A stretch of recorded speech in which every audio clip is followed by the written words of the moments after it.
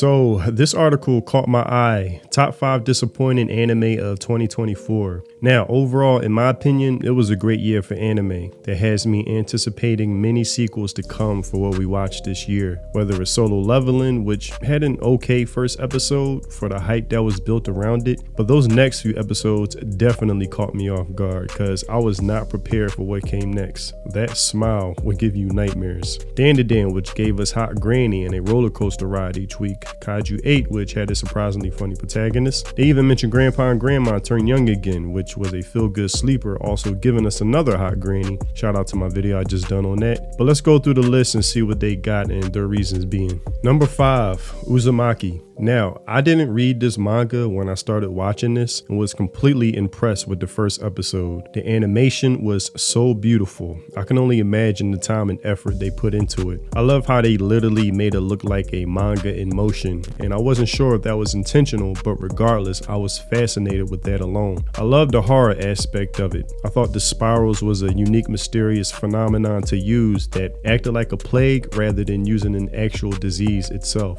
And I was honestly curious to see how this story would play out. And then the second episode dropped and made me slightly confused. A drastic drop in quality of animation. At first I thought, maybe I'm missing something. Was this done on purpose? Is this supposed to reflect the deteriorating world these characters are in? Because since I didn't read the manga, I just assumed this was part of the story.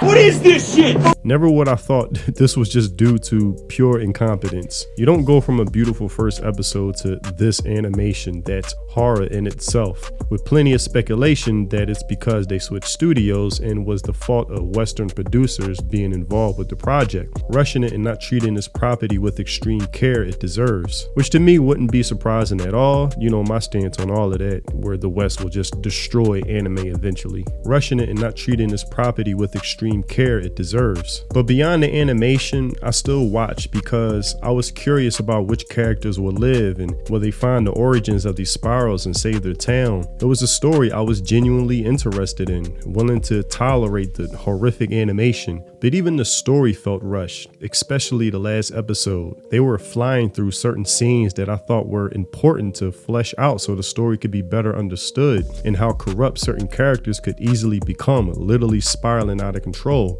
It felt like they just said, fuck it. Oh, fuck it. Who cares anymore? Just release it. And I could feel that while watching it, that by the time it got to the big reveal on where these spirals came from, there was no impact to be had and was just completely underwhelming. So yeah. Number 4, Tower of God Season 2. Now I have to say, I was really disappointed with this one. I was anticipating this show for the longest after watching Season 1. Hyped to see where the story and the characters would go, especially after that last scene with Rachel and Bomb, making her like the most hated woman in anime or manga, let's say. We all wanted Bomb to get his get back, but my first disappointment was the animation. I don't know why they changed it, but I loved the first season and how it looked. I loved the art style, the coloring. It was really unique and stood out easily, especially today. That, along with the voice acting and music, all three just meshed well together. Reminded me of Ghost in the Shell intro song, which is a classic in my opinion. Maybe there was a reason for that, budgeting, I don't know, but my point still stands. They should have stuck with it. Second was, I just didn't care about these characters. That's not even an animation problem or something due to the show, I don't think. That's just the story. Now, I didn't read the manhwa, so I wasn't expecting a new batch of characters so soon, but I just didn't care about them no matter how much the story tried to force me to. In my opinion, I think it's a mistake to spend the whole first season introducing these cool ass characters, each with their own unique personalities, backstories, relationships, and I was excited to see what these guys been up to since we last saw them. It's been like, I don't know, 3 years?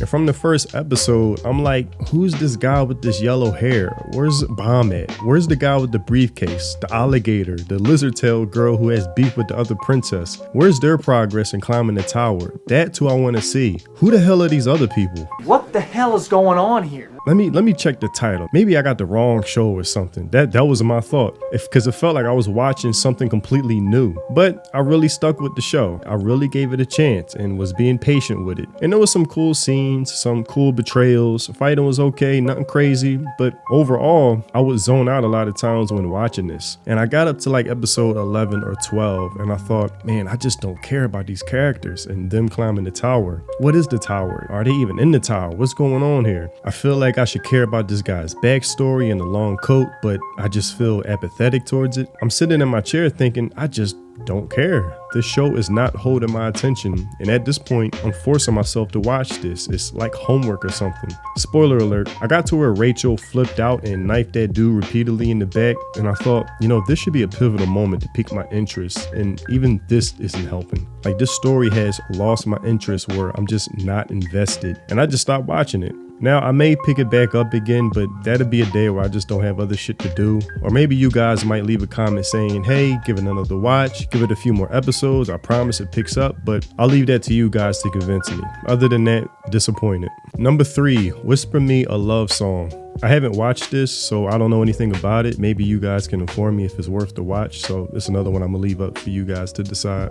Number 2, Suicide Squad Isekai. Now this one was pretty cool. It was a fun one. One of those shows you watch to pass the time to get a quick laugh from. To be honest, I opted out of DC and Marvel Entertainment a while ago due to too many disappointments and upsets. Just accepting it's been hijacked by corrupt people, and the DC and Marvel I've known from my childhood is just no more and destroyed. But when I learned the writers from ReZero, I think it was ReZero, was involved in the same studio as Vinland Saga, as many of you know, Vinland Saga is one of my favorites. I knew I had to give it a chance, but like I said, it's a fun one that you don't really plan to get too invested in. I'm just glad they didn't give us the Killer Justice League Harley Quinn. At least Japan, they still admire and value beautiful, attractive characters. If a Western studio did it, ain't no telling what type of duck they would have given us in her place. And I remember the dialogue being cited from Lex Luthor in the game, talking about toxic masculinity and implying Wonder Woman's a girl boss. Oh, God. And compare that to Lex Luthor in Justice League Unlimited, where this guy was having philosophical conversations with deities. You have everything humans desire. What is your ultimate purpose? What you're really asking is, what is yours? That makes you say, damn, that was deep. Polar opposites, golden treasure compared to hot garbage. Now, I actually haven't finished it because while it was airing, by like the 6th episode, I think, that's when I went to Japan for a month and kind of fell out of a few animes I was watching from that season. So, but even when I got back from Japan, I still tried to give Tower of God a chance, but it just failed to interest me. So now, number 1, Blue Lock.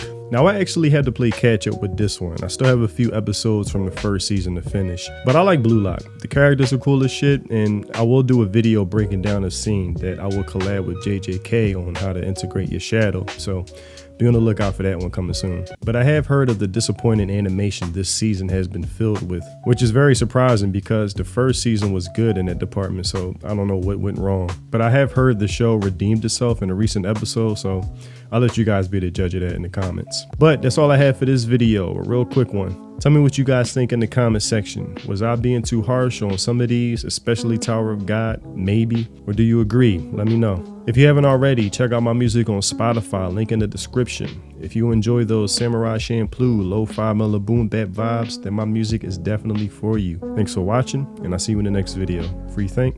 Peace.